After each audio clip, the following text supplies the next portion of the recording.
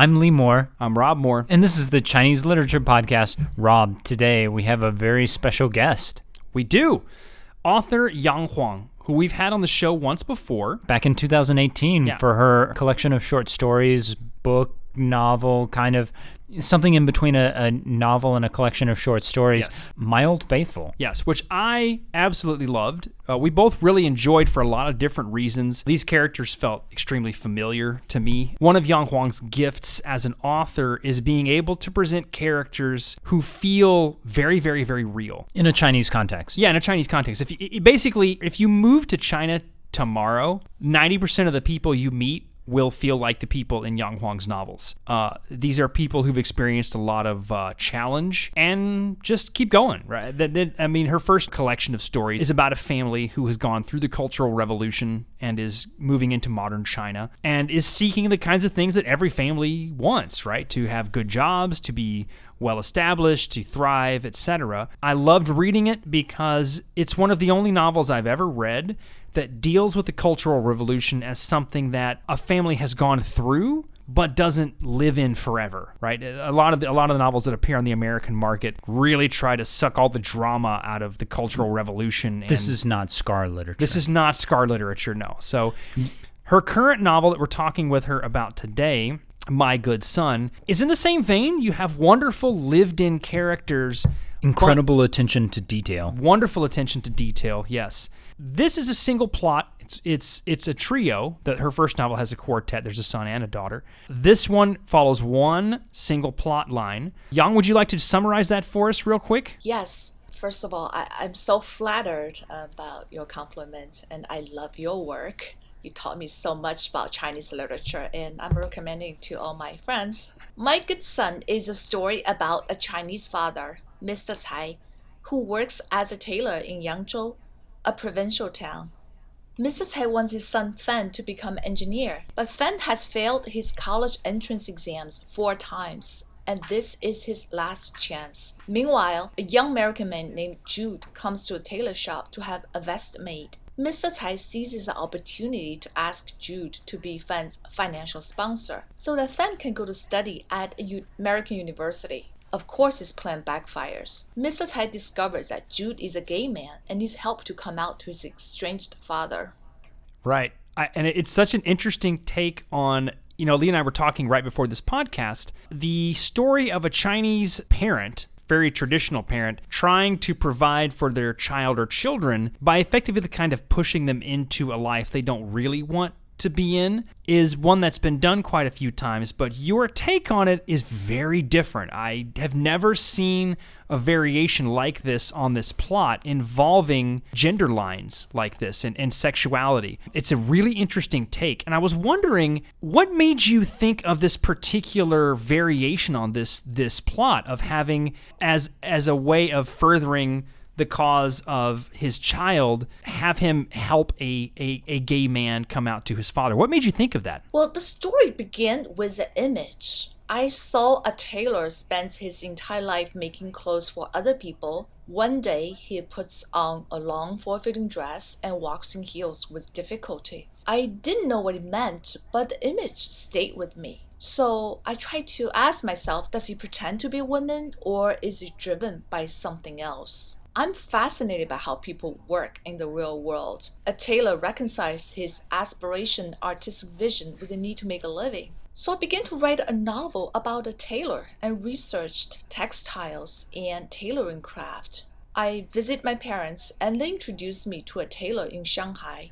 This tailor had a son with a health problem. He told me that his petite wife had to carry the boy up 5 flights of stairs on her back after his treatment. Watching them made his heart burst with love, pain, and sorrow. I was deeply moved and decided to make my protagonist a father, struggling to raise his son up in this world. Because I saw the tailors wearing a dress, I knew there is a gay character central to the story. Initially, I tried to make Mr. Cai gay, but the story doesn't work. The gay man needs to be a foil and brings out something essential in Mr. Cai, evoking his sense of beauty, freedom, and integrity. So I created a white American gay man who brings the outside world to Mr. Cai. In 1990, after Tiananmen Square protests, China began to open up to the world and pivoted to become economic superpower under autocratic regime. This was in the background. I wanted to focus the story on the individuals. So I created Jude and tried to get to know him, test him, and nurture him in the story. I suspect Fen is bisexual. In a way, Jude inspires Fen to explore his own sexuality when he goes abroad. Can I ask, so the protagonist is named Feng Cai, which is a homophone for the word tailor. Was that, am I correct? Was that intentional or was that just subconscious? I can't remember, but it might be both. I think Mrs. Hai just made a mistake by naming his son the profession that he doesn't want him to become. He tries to prevent him to become a tailor, but then he gave him a wrong name. So I thought that was ironic. Yeah, so I thought that was a great kind of wink, nod to the Chinese speakers who are reading this, and I loved it. I was wondering, was there a larger kind of narrative in your use of the Taylor character? So, when we were talking before the podcast, I mentioned that there is this long tradition in Western literature of the sort of Taylor being the one who knits stories together. So I think Penelope and in the Odyssey knitting a quilt, and even the word in English, text and textile, are closely connected etymologically. Was that intentional on your part, or was that also subconscious? I have not read the classic text you mentioned, but I'm so glad I came to the same metaphor.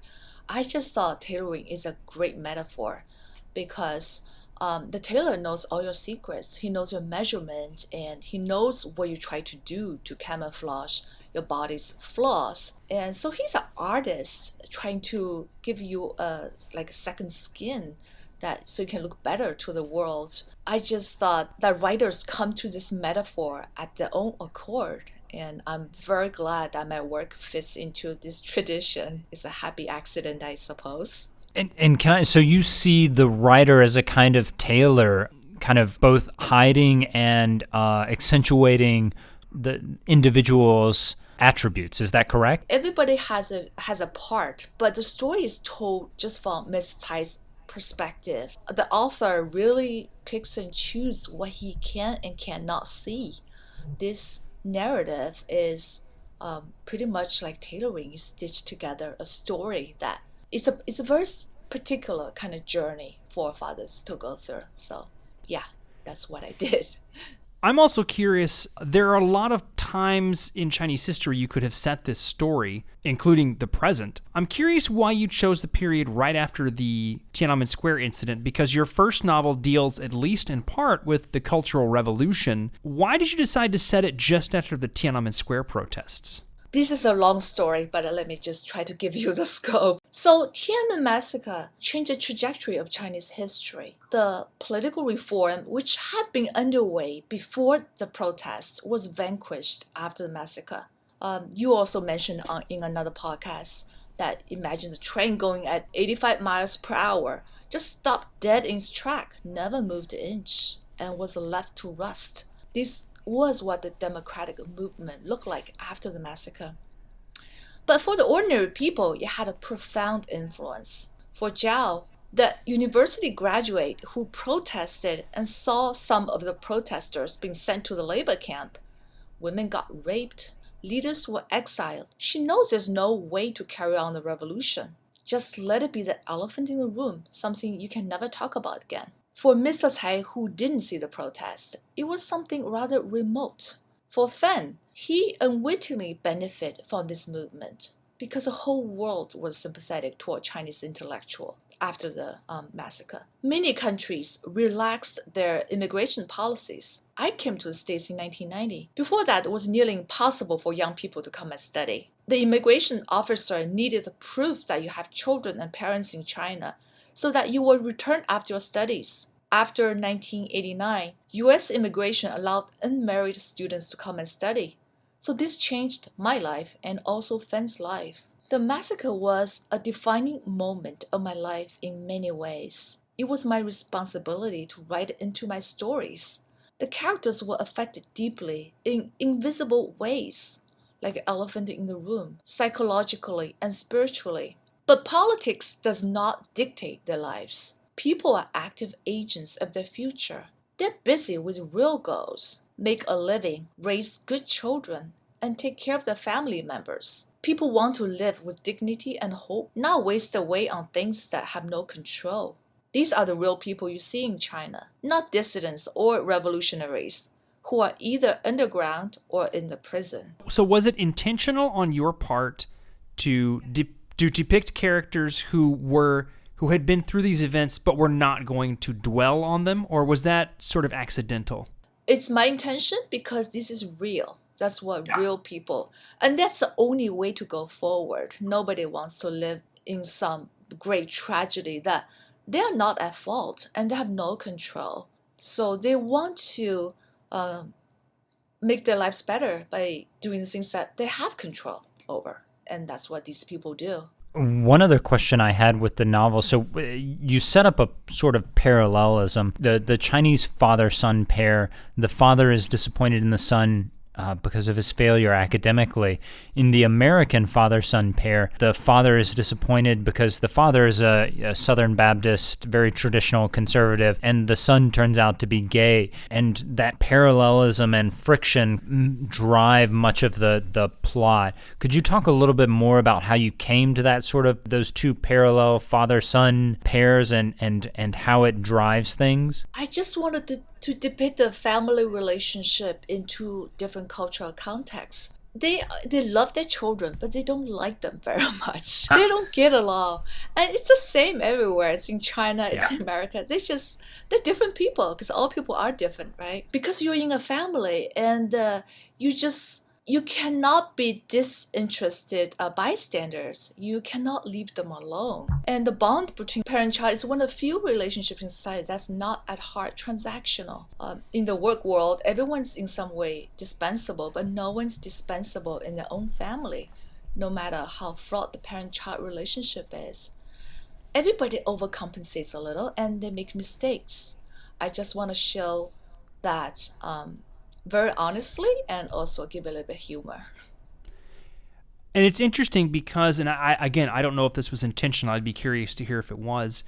I don't know that we could say the Chinese parents' prioritizing of career for child is the same thing as a very religious American parent's emphasis on religion is for their child, but it's not too dissimilar. And was that intentional to put those two together to suggest to the Western reader, this is how intense this need for a Chinese parent to have their child succeed is? Yes. I want to choose the things that really tick people off, that are very important in their own cultures. So that's what I choose. I guess we can all do better. Try harder. And I think that's a really neat point. Lee and I were talking about before the podcast how the novel is an interesting mix of things that I think Chinese readers will particularly understand, Western readers not necessarily so. But that's why the father-son pairing on the American side is so important, because it gives American readers a window onto, oh, this is how big a deal this is for Chinese parents. And I was curious too, one of the things that really stuck out to me is that in the context of the story, Mr. Tsai's desire for his son to go study in America is presented as an option. Was this meant to be just one option among many, or was this meant to be the greatest possible thing that could happen to his son? At the time, it was one of the options. But as you think harder on what it actually means, that Fan can pursue tailoring without looking like a failure, because in China it's a job. Fan will have more options, have a freer life, then it becomes a great accomplishment. And at the beginning of the book, he says he just wants his son to live his own life, be responsible for his success or failure. And this is really going above and beyond. He really is responsible for himself. He cannot fall back on his parents. He has to grow up. So this is more than what he bargains for, but it's a great accomplishment. One of the questions I had for you is, how do you see yourself in your novel? So this is a novel written in English. You're focusing on an American audience. For me, it felt like reading Chinese literature Absolutely. in a lot of ways. Yeah. How do you see yourself positioned in terms of Chinese literature? Do you have a particular writer or tradition that you kind of think of yourself in relation to? I think I have become a member of the Chinese American authors. My tradition is with writers like Ha Jing, Yuan Li, and Qi Ming, and all these great Chinese American authors. But more important, I just want to tell stories, my own stories, and authentic Asian American stories. I think authentic storytelling is so important because our capacity to understand what is going on in someone else, whether we like it or not, whether we agree with them or not, is a path to peace. And it's just essential quality to understand people who don't look like you, but they're just as human as you are. And we have a lot of work to do now that Asian American authors are becoming more successful and visible, garnering major awards. I'm very proud to be part of this literary community.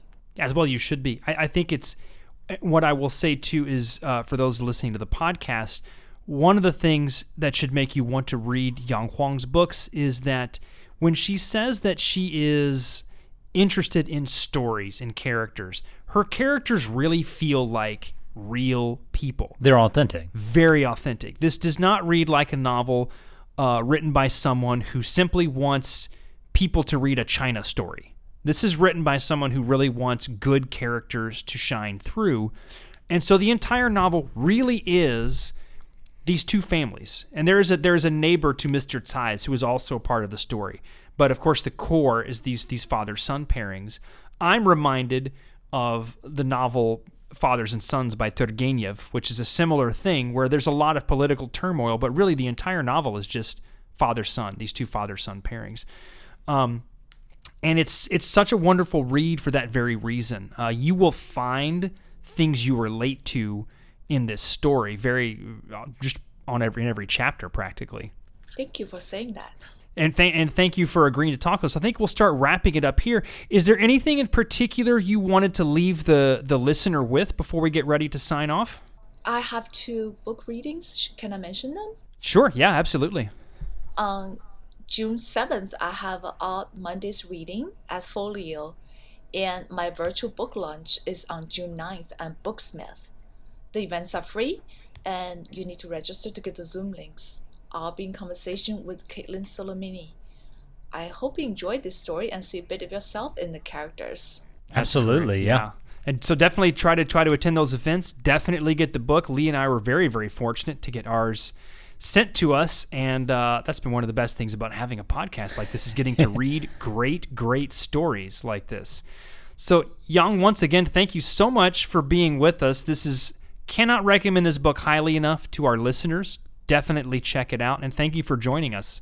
Thank you so much, Rob and Lee, for your wonderful work.